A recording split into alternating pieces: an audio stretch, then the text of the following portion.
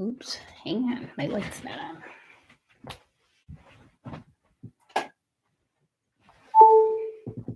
Try that again. There we go.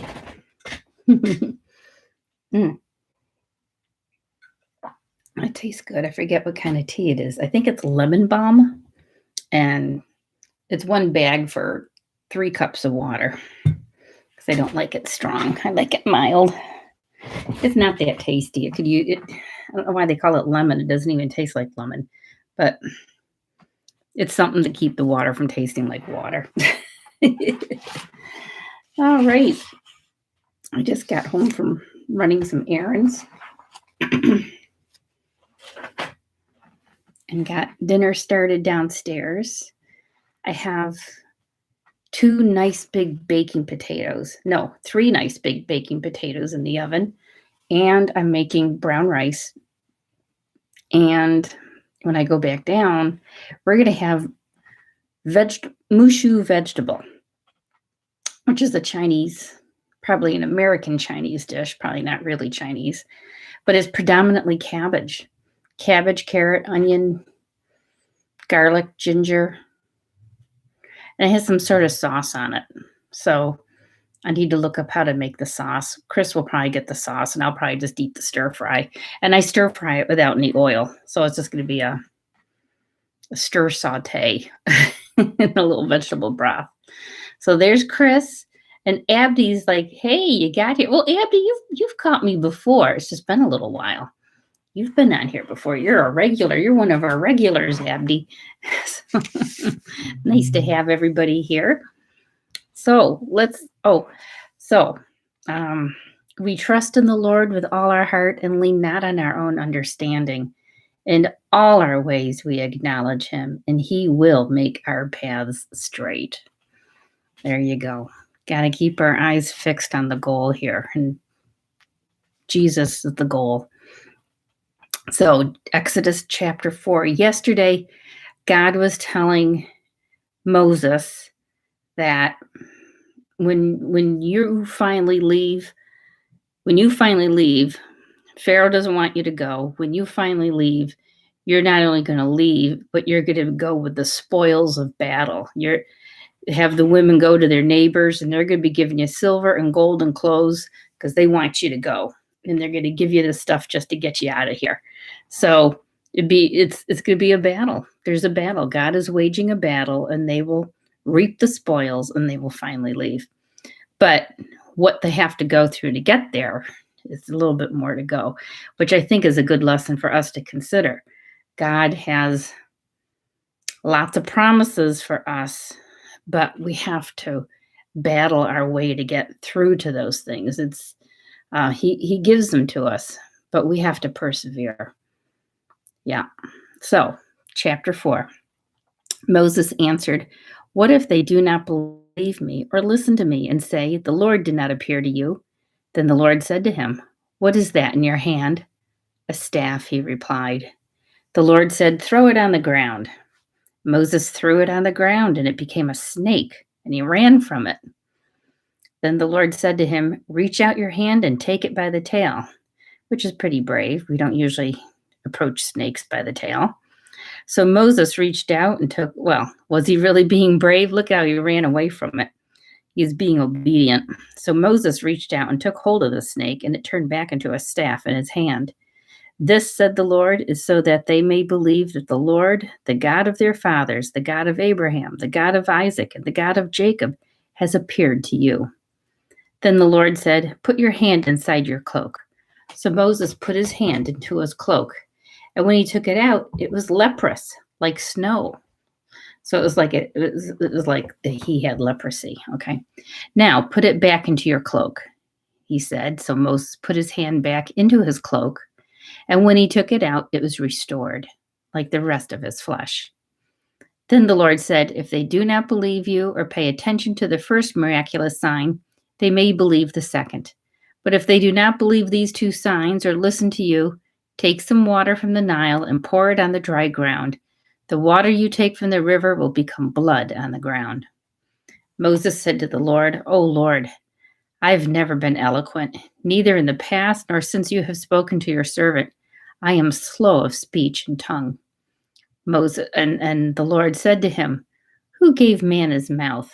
Who makes him deaf or mute? Who gives him sight or makes him blind? Is it not I, the Lord? Now go.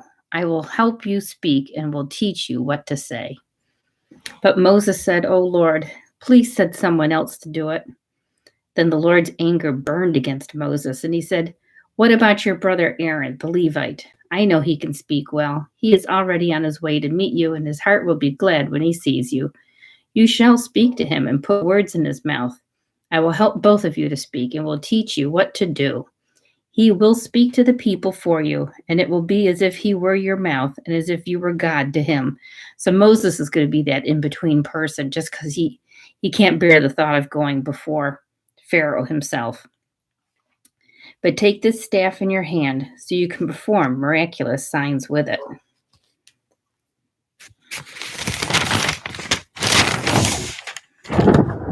Then Moses went back to Jethro, his father-in-law, and said to him, Let me go back to my own people in Egypt to see if any of them are still alive. Jethro said, Go, and I wish you well. Now the Lord had said to Moses in Midian, Go back to Egypt, for all the men who wanted to kill you are dead. So Moses took his wife and sons, put them on a donkey, and started back to Egypt. And he took the staff of God in his hand. The Lord said to Moses, When you return to Egypt, see that you perform before Pharaoh all the wonders I have given you the power to do. But I will harden his heart so that he will not let the people go. Isn't that interesting? Then say to Pharaoh, This is what the Lord says. Israel is my firstborn son. And I told you, Let my son go, so he may worship me. But you refused to let him go. So I will kill your firstborn son. At a lodging place on the way, the Lord met Moses and was about to kill him. But and I don't understand. That's just kind of this weird comment in the middle of all this. So God just told all these things to Moses to go tell Pharaoh that he's going to kill his firstborn son if he refuses. And God is purposely hardening Pharaoh's heart so he won't agree with this. But there's a reason for that. It's because God wants to show his powers and might over all the gods of Egypt. These 10 plagues have to do with the different gods that the Egyptians worshipped.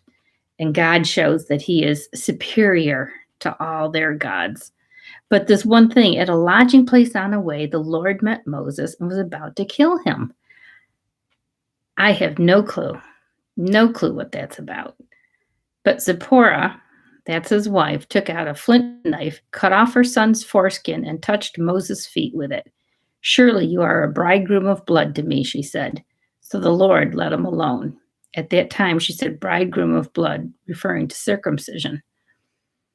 Their son hadn't been circumcised, and he was supposed to have done it maybe, and he hadn't. I don't know. It's just kind of this weird paragraph in there that I've never heard explained anywhere. Maybe someone here has heard an explanation that makes sense. If anybody knows, please offer your thoughts on that because it is a little different.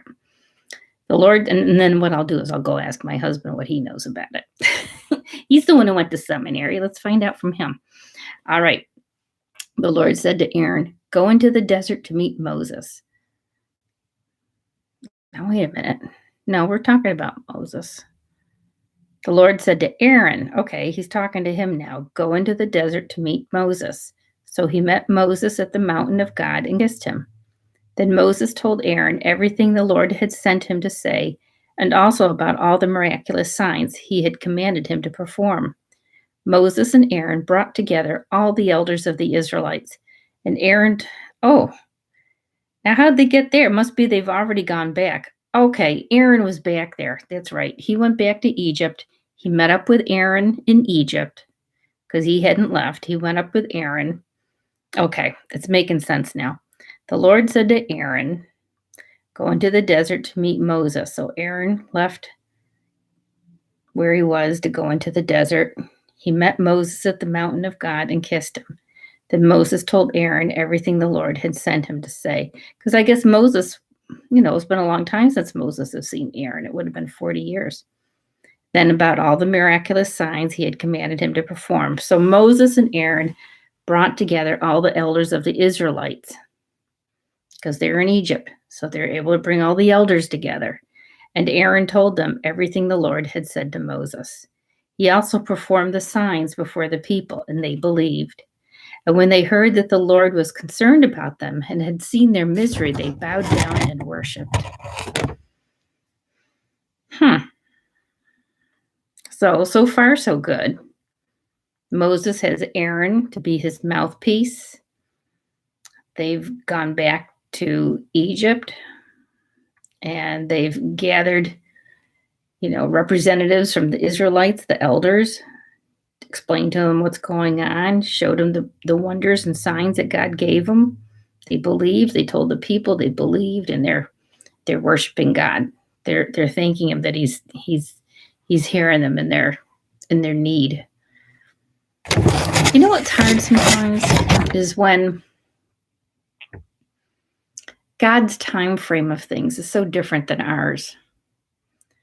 And we'll see this as we go through, that like God says, I'll let you go, but it may not be that person. It may not be until several generations later. But God sees us in terms of family lines. He sees us as individuals, but He also sees us as families. And our descendants are as if they're us. And we are as if we're descended from somebody else. And God kind of sees all together. He sees the family line. And when sometimes He'll say, I'm gonna deliver you. Well, in the case of Abraham, I'm going to give you this, but it's really coming to your descendants. I'm giving it to you, but you're not going to see it until you see it through your descendants. And that's because God's outside of time. He doesn't, when the people who came before us, our ancestors have died, that they're gone to us, that we don't relate to them anymore. And when we're gone, those who've descended from us don't relate to us anymore. But God's not like that. We don't poof disappear from existence. We still exist. And so He still sees us. We're just in a different place. We're still part of this grand scheme of things. That's interesting, isn't it? We'll see some examples of that as we work through Scripture, of where God says something here and it doesn't happen until later. Because we kind of want things to happen now. We want it typically done in our timing. We want salvation and deliverance and who knows what, things that we would expect. Hey, Asana, haven't seen you in ages. Covenant of circumcision was made with Abraham. Yes, that's true. Moses has been circumcised because his parents were still true to the covenant. True. Moses' children were not circumcised, and that was not acceptable. Possibly, it's just that we hadn't, it just kind of came out of the blue. That's the odd part about it, is that, and yet his wife knew. She seemed to know what to do about it. So it was just kind of odd. It was just the way it just kind of just happens, and they just toss this idea out there, and they don't. It's not like we heard God tell Moses, "You're out of line," But we do know that was part of the arrangement. We just don't know why that happened. It seems kind of dramatic. I'm going to kill you. You didn't circumcise your son. And yet he had told, he knew he hadn't circumcised his son yet when He told him to go to Egypt. So it's just kind of, there's something here we're not getting the full picture of, So does anyone else have any other thoughts tonight? Anything else? Should we keep going, or should we save something for tomorrow? We can do, let's do 5 and 6 tomorrow. We'll stop tonight. It's Friday. You can go. If you're a Saturday Sabbath person, that means you're starting tonight. You can go. If you're a Sunday Sabbath person, we'll see you Sunday. But Ishmael was circumcised at 13, so probably his wife was going to do it at that age. Don't know. Don't know. So, all right. Well, thank you everybody for coming. It's nice to see you, Abdi, Yosana. Nice to see, and whoever else is hiding there in the wings. Good to see. I'm sorry if I keep crinkling that on you. I forget that it's noisy for you guys. So, oh, and SK is Sarah. I got my little cheat sheet. I'll learn it here. You're welcome. Oh, I got to tell you a funny story. Whoever wants to hear a funny story can stick around.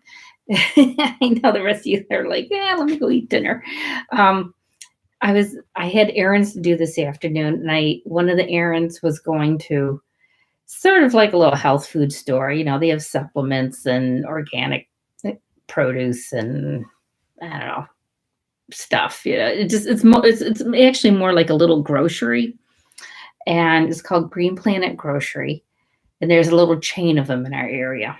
So it's the one I like to go to because I can get Japanese sweet potatoes, which are the white. They're red on the outside, but they're kind of a creamy, real pale yellow, almost white inside. And they make really nice sweet potato fries, and they actually make nice baked sweet potatoes. They're different than the orange ones. I like them better than the orange ones, personally. So I always have to make a special trip out to get these potatoes because it's like a 20-minute drive in the wrong direction. Nothing else is out there to go get these. So I'm at this store, and I walk up to the checkout counter, and this man approaches me, and he's got like a Hawaiian shirt on and white slacks, which is not typical for the Syracuse area, certainly not in April. And I thought he must be here from Florida because or Hawaii or something. And he said, "Oh, you must have heard my conversation." I said, "No, I didn't hear your conversation." He said, "I need a ride." He said, "I need a ride to the Home Depot," which is kind of up the road a mile or two and around the corner, you know. And he's like, could you give me a ride? And I'm just kind of standing there like, what? And so we were chatting, and the clerk who was ringing me out, we were all kind of chatting, and he apparently, there's some cars now that because it's a push button thing, you can actually you can get in with your keys, start the car, drive around. And what happened to him was he left his wife at the Home Depot, and she had the keys, and he drove over here to come to this store, forgetting that he didn't have the keys, but the car was still running even without the keys. And when he turned off the car, as soon as he turned off the car, he knew he was in trouble. He wasn't going to be able to start it again without the keys. And his wife was there without the car. He was here without the keys. Could I drive him to his wife? So I don't know how he's going to get back to his car. Well, that's one of the neat things about this. He's yeah, yes, we would all do that, wouldn't we? So I said, yeah, I can take you. And I said, and the clerk here knows she's going to be our witness that if I end up disappearing from, if I end up disappearing, do they know to blame you? And he's like, okay, we're good. So he was a real estate guy, nice gentleman. He was in his early 70s, he said, and very friendly. We're just chatting in the car on the way over to drop him off. And as we got out, he was asking, well, what do you do? And I told him how I make YouTube videos. And I said I initially was doing them for food and for health and cooking. And he's like, oh, that's great. I wonder, how God brings people together. He's like, my wife and I, we want to be eating better and stuff like that. So we're just chatting about that.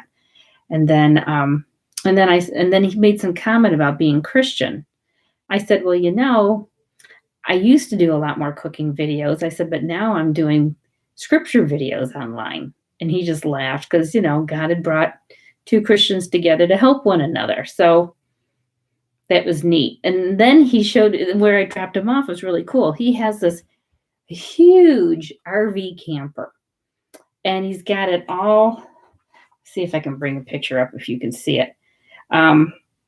He's got it all very nicely painted on the side to advertise his business. He uses it as an office.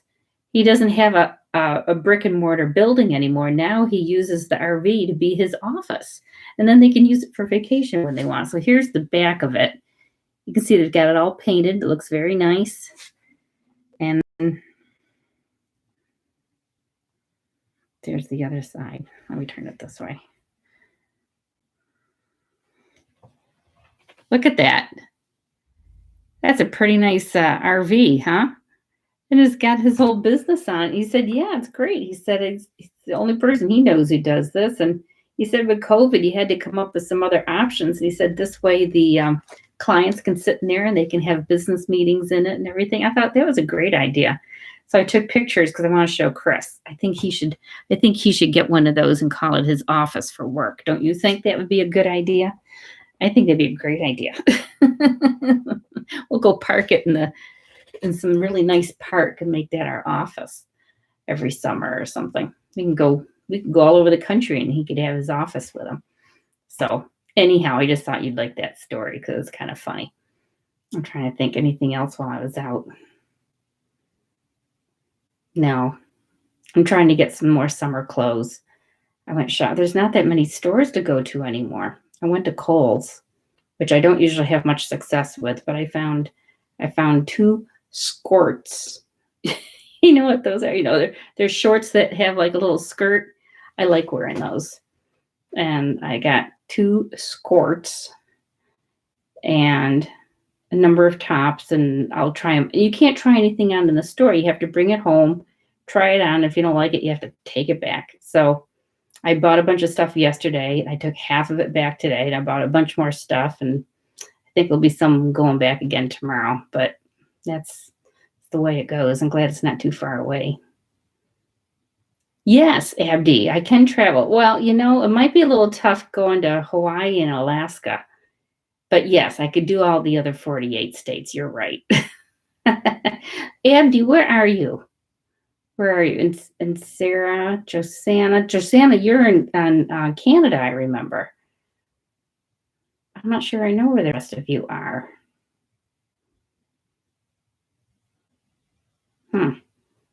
If you told me, I don't remember. I've got to put it on my cheat sheet. Oh, Sarah, you're in England. I would love to come to England. Ooh, Tucson, Arizona. That's right. That's nice. Tucson's nice, isn't it? I'm so jealous you're in England. I just think that's, you know, in America, we think everything English is cool because you speak better than we do. So, so it doesn't matter who's speaking it. It all sounds elegant to us. So,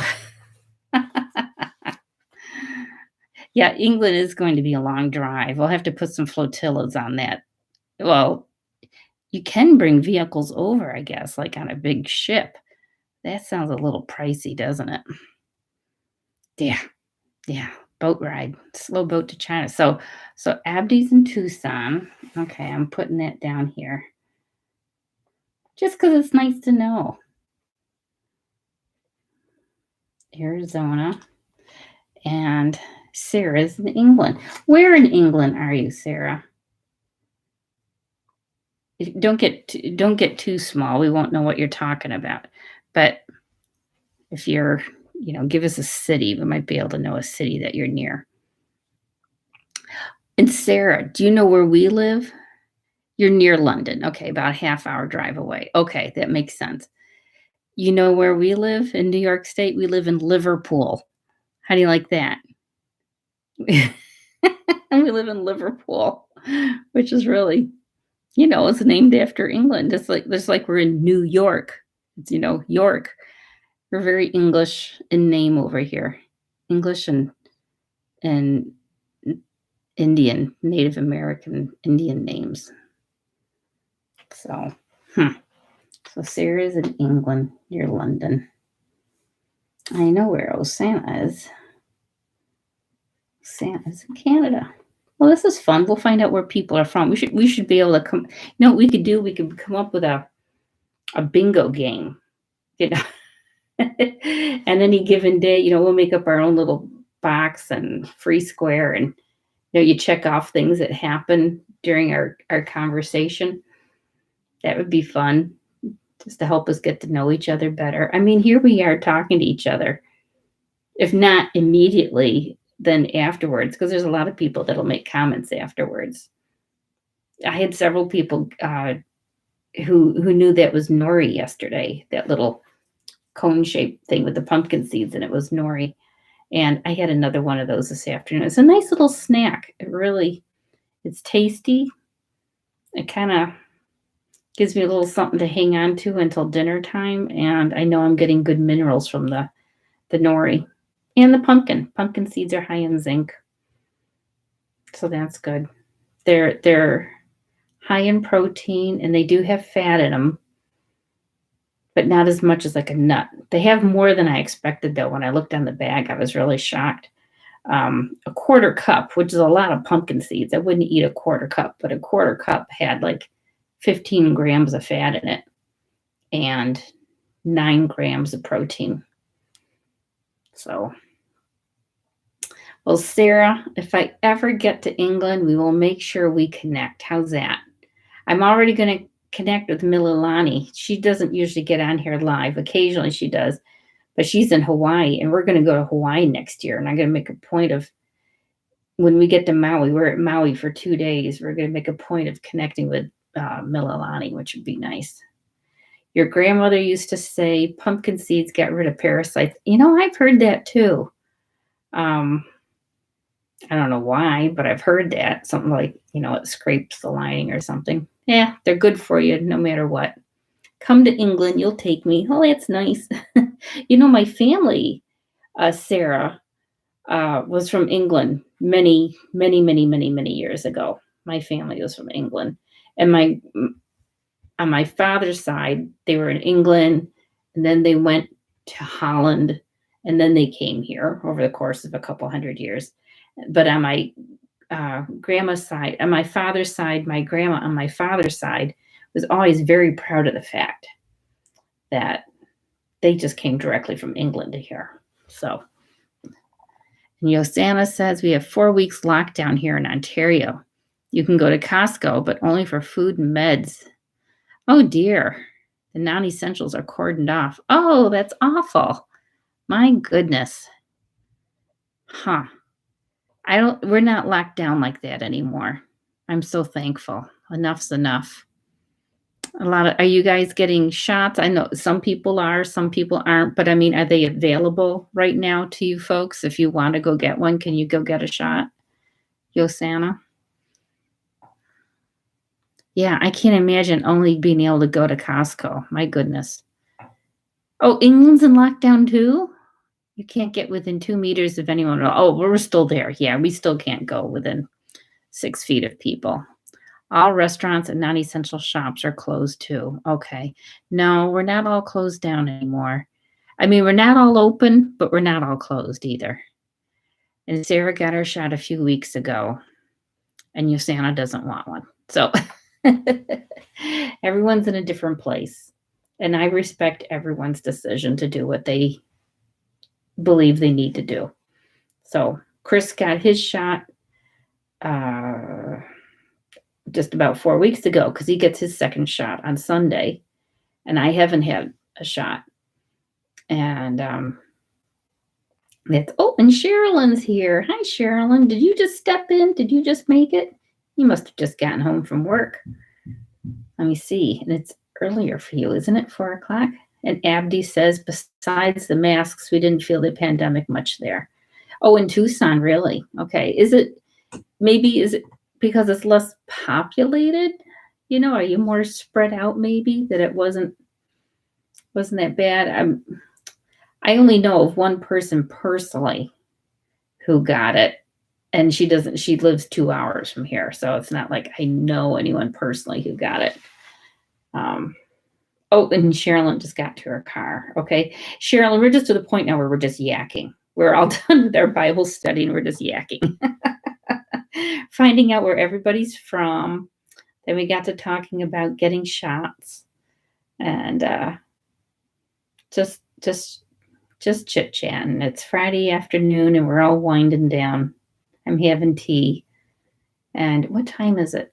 Oh, it's after 5. You know what? I'm gonna scoot because I gotta go get our dinner going because we do a family Zoom call tonight. So 2 of our 3 sons get on the call. We get to see a couple of the grandkids. My mother gets on the call, and that's at 6 o'clock. So if we're gonna try, I don't think we're gonna have dinner in time. It takes me too long to chop vegetables, but we'll have it right after the call.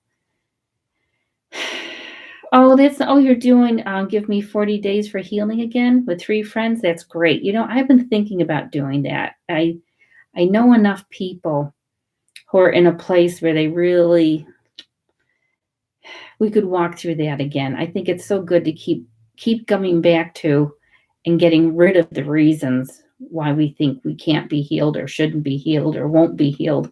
And we need to get rid of those because as long as we think there's a reason why we can't be healed, we can't be healed. We need to believe. We need to believe and get rid of doubt so that we can be healed. Yep, a good day to all of you too. Have a good night, and we will see you tomorrow. Thanks for sticking around and chatting. It was nice.